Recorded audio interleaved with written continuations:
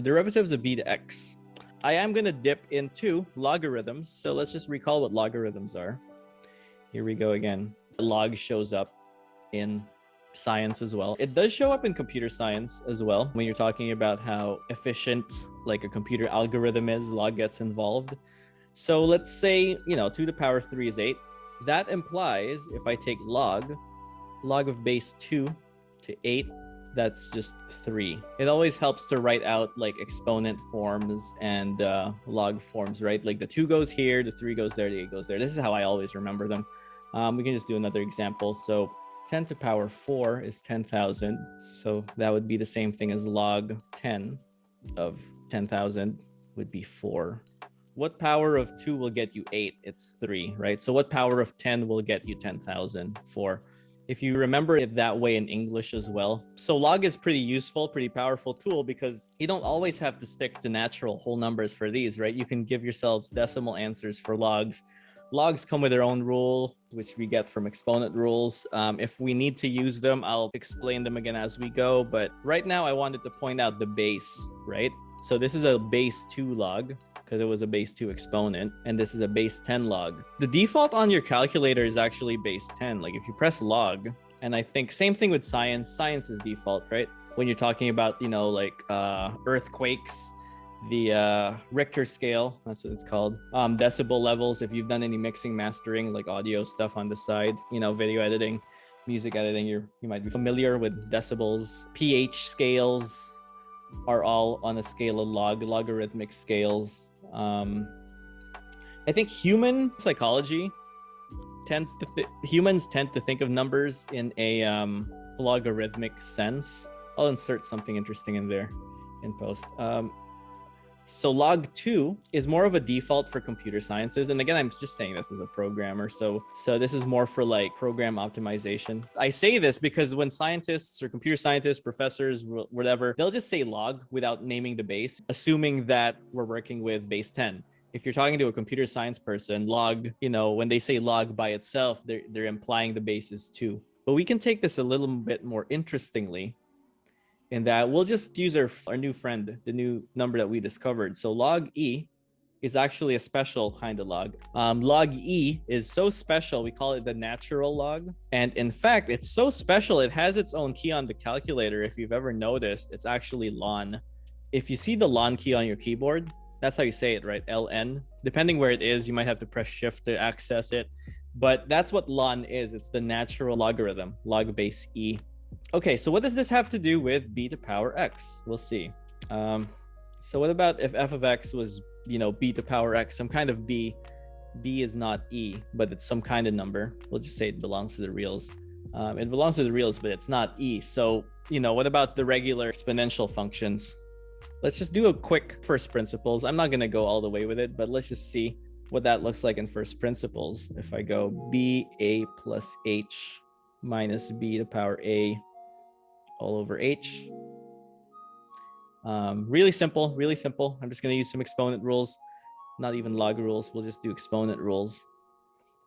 I'm going to go b to a, b to h, because that's literally what the exponent rules mean. Like if I'm adding the exponents up, that's the same thing as if I were multiplying the bases with the exponents on there, right? Same thing. Minus b to a over h. So let's factor out the b to power a there. And I end up with b to power h minus 1 over h.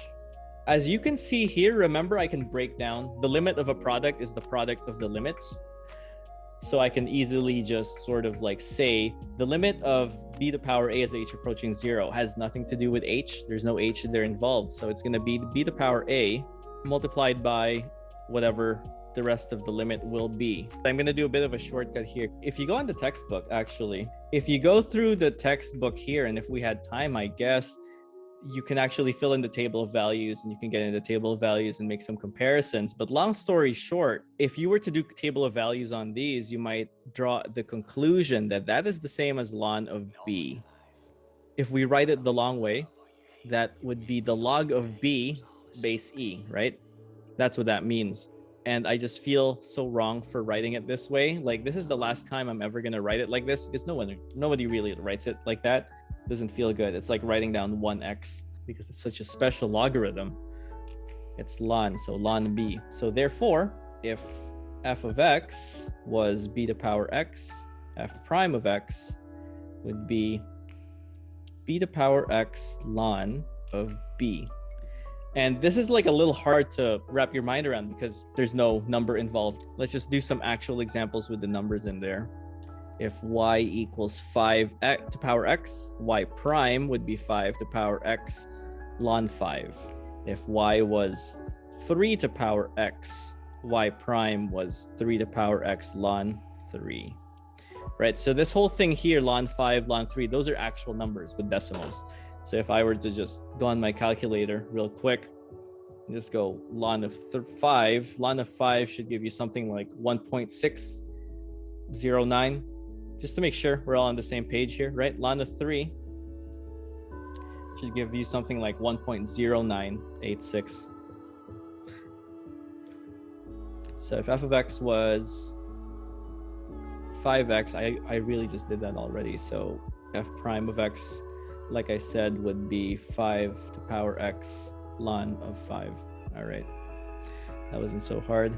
What about f of x equals 5 to power 3x minus 2? All right, there we go. A little bit more interesting.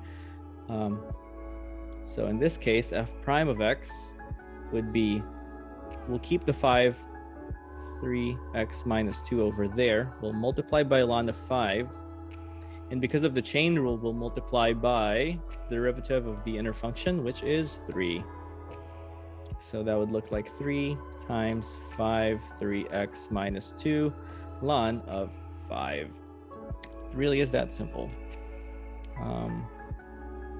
Just for fun, let's do one more. Let's just do 5 to power x squared, so that you can see it in a product rule. That's f, that's g. F prime would be 5 to power x ln of 5. G prime would be 2x. So y prime, according to my product rule, will be 5 to power x ln 5 multiplied by x squared plus 2x multiplied by 5 to power x.